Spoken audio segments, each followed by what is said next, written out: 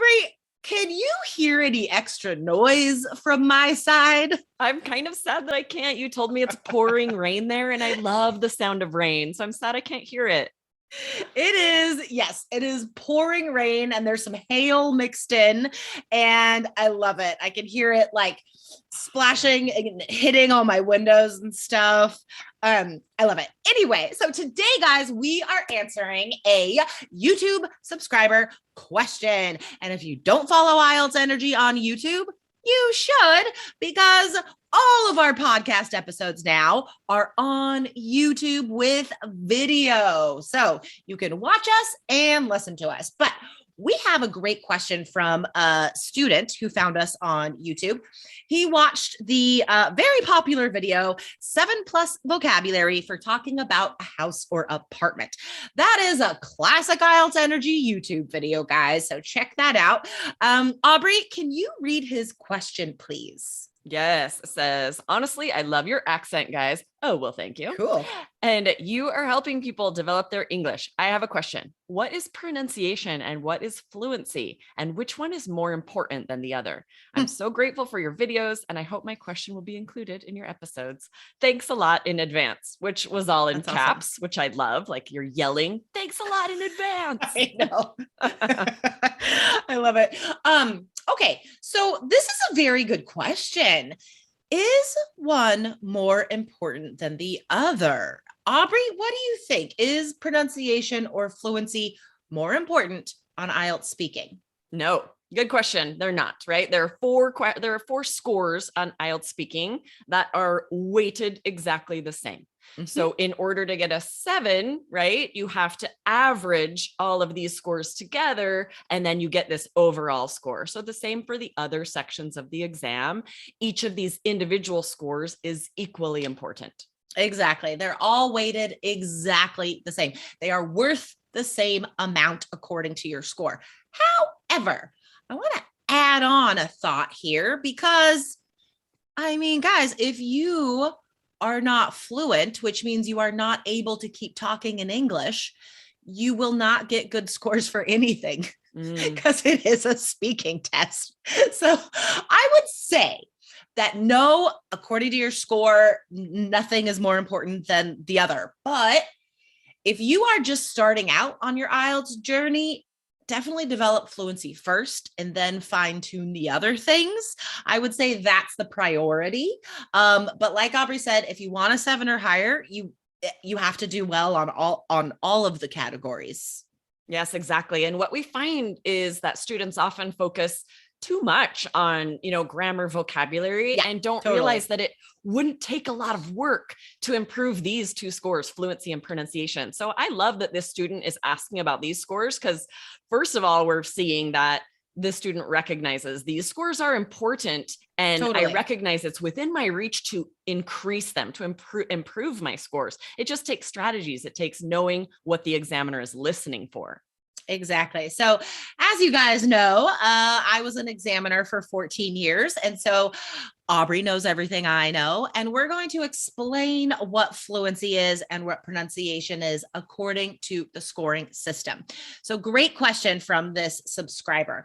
Let's talk about fluency first. So remember, it's not just fluency, it's fluency and coherence. What is important here, Aubrey? What is the examiner listening for? Yeah. First of all, you have to be able to keep talking. You cannot just answer with a few words, right? Aim for 3 to 5 sentences per answer. If you feel like in part one, right? If you feel like you've given, a detail about the question and you don't have anything else to say directly answering, share something related. Go off on a tangent a little bit, share more detail, go more in depth. You have to keep talking. I totally thought you were going to say go off queen for a second.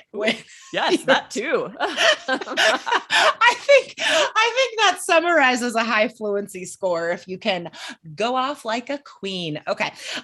Returning to the specific scoring system. We also listen for pauses and hesitations. You can have some pauses like a native speaker, Guys, you're listening to us talk right now. It's not like we continue to fill every second with sound. No, natives pause, but examiners are trained to know why you're pausing or hesitating.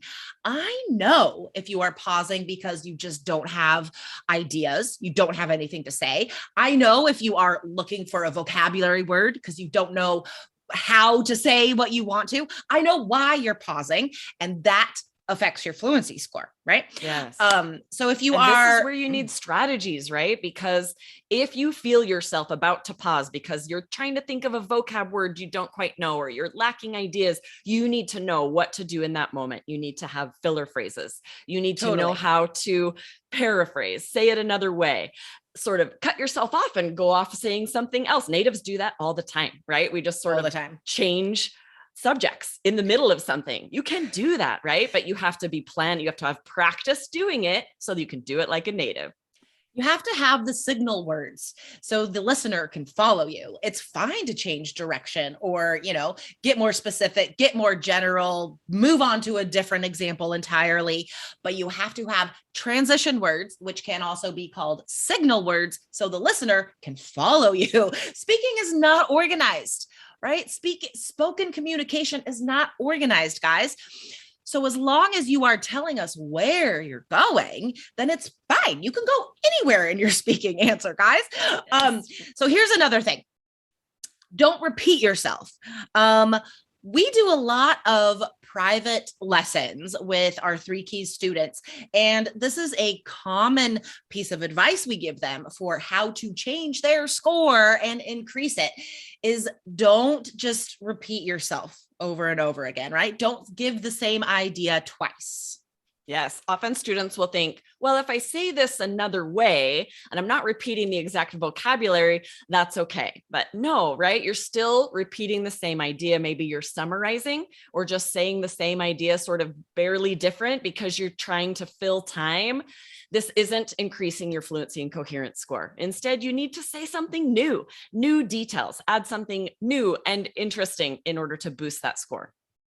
And on that note, guys, what you should be adding specific information. This is also, well, I would say this is the most common piece of advice that I give to every student, right? Almost everybody that does mock tests with us. You have to get specific examples, guys, examples in part 1 and part 3. They can be personal. They can be about a best friend or your life. You have to give examples, guys. And don't forget that coherence is another part of this. And that just means your ideas have to make sense and they have to be put together with linking words, transition phrases, like we already talked about. These are part of the fluency and coherence score. So basically, I just want to summarize, guys, high scores for fluency and coherence. If it sounds like speaking English is easy for you, then you could get a good fluency score, right? Okay, let's move on to pronunciation, Aubrey. Yes. So for this score, you need to exhibit or show all the features of native speech, right? Connected speech. You can definitely have a slight accent from your first language. That's no problem, but the examiner needs to be able to understand what you're saying. Yeah. As long as your accent does not impede communication. That's what it says on the rubric, guys. And that just means that your accent stops me from understanding you. As long as it's not doing that, then it's okay. Now, you're not going to get an 8 or a 9 if you have a strong first language accent. But you can still get a 7, right? If you have some first language accent, as long as you are exhibiting features from native pronunciation. So like Aubrey said, connected speech. There's 5 rules of connected speech. We won't get into them today, but one of them is linking. And this just means that all of our words are connected when we talk. They are not separate words. That would be weird. They're connected. And also, of course, intonation and stress. I would say those are the 2 most important things to practice. Yes. And this often is what's the most difficult for students because you have so much to think about. You're thinking about the vocabulary you need to use. You're thinking about grammar. You're thinking about ideas, and you forget to think about what's my tone? Am I using a monotone? And then maybe you're saying something you should sound really excited about. You're talking about how much you love hanging out with your friends, and you're saying it like, I love hanging out with my friends, in a monotone, which is not appropriate. You have to have appropriate intonation for the answer. Totally. And then like another extreme, if you're describing a difficult situation or experience in speaking part two, don't sound happy about it. Don't be monotone about it. Like show with your voice that it was difficult. So for example, let's say you're describing a time like your wallet was stolen or something. Then you're not going to say, and then this guy stole my wallet and all my credit cards were in there. Like that would be really weird. Instead, you're going to be like, and then I realized this man had stolen my wallet and all my credit cards were in there, right? Like totally different intonation. It changes the whole like vibe of what I'm saying. Yes, exactly. Often if we're sort of not thinking about how it comes across, how it sounds, and our intonation goes up at the end when it should go down, we're just giving the wrong impression, the wrong sound, the wrong tone for the emotion for what we should be saying. So this takes practice. This is not something you can go in on test day and do perfectly when you have so many things to think about.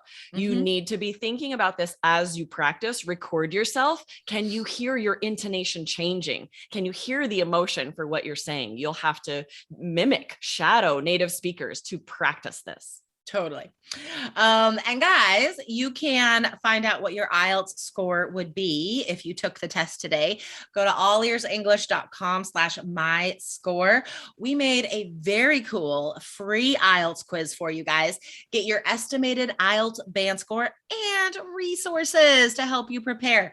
So go to allearsenglish.com/myscore.